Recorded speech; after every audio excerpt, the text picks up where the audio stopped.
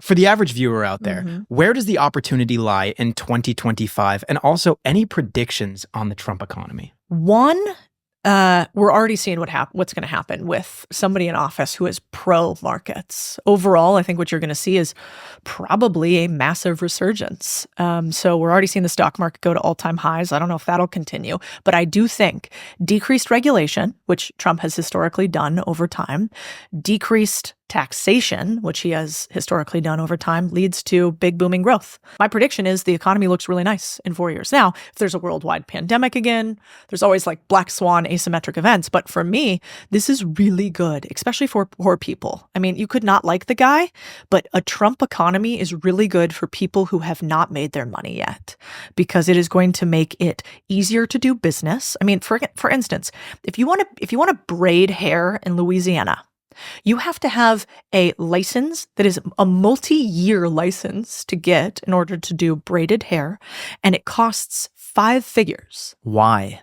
Because the government loves to layer things on top of industry in order to preserve safety. So you're always you have this dynamic with any industry of how do we preserve the safety of users versus the freedom of users. What's the danger with braiding hair? I don't understand that. Might also be industry incumbents. So you might say, I mean, California is a perfect example. $50,000 on average over a multi-year period to become certified in hairstyling and cutting. You have to go to a multiple 3-year school in order to do it. And if you want to add on these additional things, that's where you get up to $50K, $15K on the low end. Why do I need a beautician's license in order for somebody to cut or style my hair? Why does that need to be certified by the state of California? That makes absolutely no sense whatsoever. And all it does is give the government more power.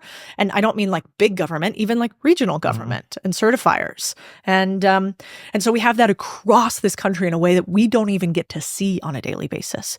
But that increases the prices for everything that we have on a day-to-day basis. So we want to pull back those regulations, and that's where we start to have more of a free economy, especially for those who are brand new. Yeah, is Trump ever going to do that, though, and get into like the hair industry and be like, hey, listen, you don't need to go through like, 20 grand worth of student loan debt to cut hair? I think stuff like that seems really common sense to me. Just get rid of a lot, or at least bring it down. Yeah. Well, I mean, I can say, we're talking with members of the administration right now about the Small Business Association and what we should be doing different for small business today. And so, they're already in talks about this, and it's something I'm really passionate about. I mean, think about this for a second, you guys. If we have right now in the U.S., in the next 5 years, 11 million small businesses for sale, okay? And those small businesses, on average, only 1 out of 10 sells inside of a year. We have a huge supply and demand imbalance with small businesses. Most of these small businesses are like jobs, not even like full businesses, right? But they're still transferable. There's a client list, there's revenue, there's profit, there might be a lease outstanding. Okay, banks won't lend on most of these $10 million. So if somebody wants to buy these businesses, what has to happen? You have to get the seller to agree to seller financing to finance the business for you. Okay, maybe you could do that. 60% of all businesses sold have some aspect of that. But in my mind, what I'm talking to the SBA about right now is like, why don't we create a policy where if a baby boomer sells their small business to a person under 40, let's say, the segment of the population that is making the least money, that's the angriest, that has the most wage stagnation, they get a tax cut, and so does the baby boomer. Why don't we incentivize a transfer of wealth between the two generations? So it won't be Trump on high that cares about hair braiding, but if his entire series of advisors, they have 4,000 positions they have to fill, which is what happens when one administration transitions from the next. About 200 of them are what we'd call material that then run down the rest of the administration. And so I think if they put business people in those positions, typically business people do not want to see more regulation. They want less. Do you think there's any downsides to a Trump economy? Do you see any risks, maybe with tariffs, for example? Sure. Everything has, in economics, everything has second and third order effects, right? So you have an idea that sounds good, and then if you're a smart politician, you have to look at what's going to happen in the second and third wave of that iteration. So for instance, in San Francisco, you might be like, hey, it's probably not necessary for us to put people in jail if they steal $99 worth of stuff or $999 worth of stuff. Let's not fill up the prisons. These people aren't career criminals. Maybe they made a bad mistake. You go, that seems reasonable. that seems reasonable to me. Your second order effect is, well, now we have an increase in that type of crime, right? Because there's no incentive for you to not do it. What's your third order effect? Well, because there's an increase in that sort of crime, then actually businesses can't function anymore. Once businesses can't function anymore because they're not profitable, what do? They pull out of that industry. Well, what's the effect of that? Well, then we actually don't have enough jobs in that industry. So what have we done? We've actually created more people that now have to steal in order to survive. And so we've created this vicious cycle. And so I think you're right. Any administration has to look at their policies and go, is the thing that I am going to change net so positive potentially that the second and third order effects are going to be better than doing nothing? Because often nothing is better than doing more. What do you think of the real effects of having a difference in, a new president or new Congress and stuff like that? Does it actually affect the average person in their daily life? I think that no president is ever coming to save you, but a president can really hurt you. And so net, a president will not make you rich. That's up to you, unfortunately. But unlike people who have never lived in a third world country and done business there, I have. I was in Argentina doing business when Cristina Fernandez, the president of Argentina, was in charge.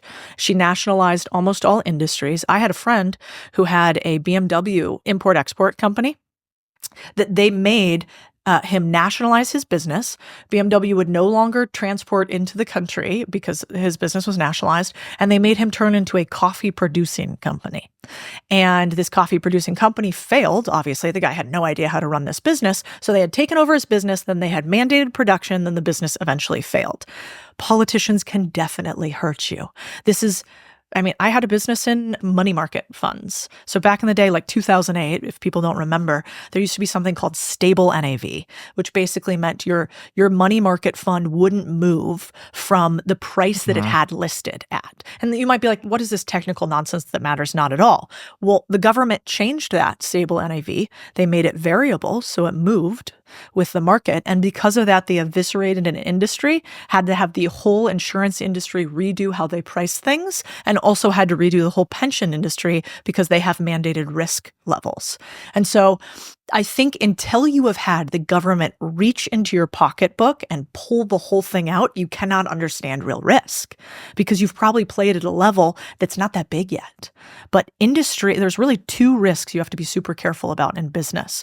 When you're young and starting, it's execution risk. And eventually it's what's called asymmetric risk. Where is there a risk so big that it can put you out of business with one stroke, regardless of how good you are?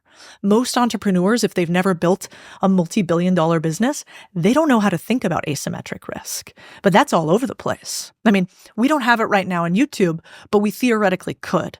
Like media back in the day was governed by an agency that could put Graham Steffens out of business if you did something inappropriate on the air.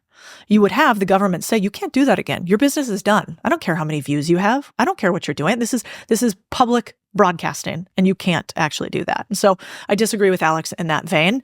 I think for most normal people, the president cannot make you richer, but it can certainly hurt you.